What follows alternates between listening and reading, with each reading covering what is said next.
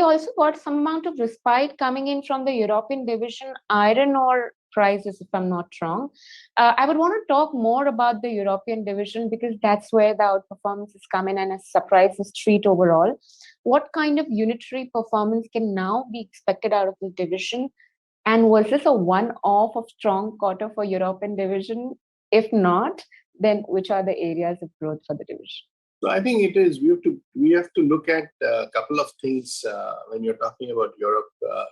The first is many years of transformation work that has been done. It often doesn't reflect clearly or directly in the financial performance in the short term. But over time, our cost bases have been readjusted. We've taken out costs. We've brought in a transformation agenda, both in Netherlands and in the UK.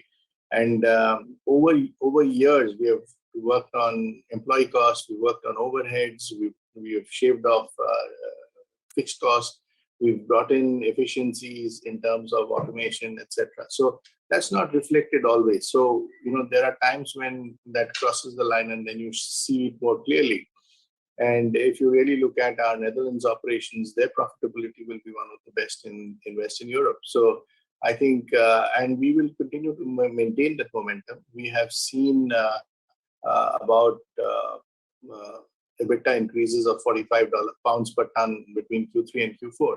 And that's essentially attributed not to just price, because there's a price, there's a cost, there's a spread.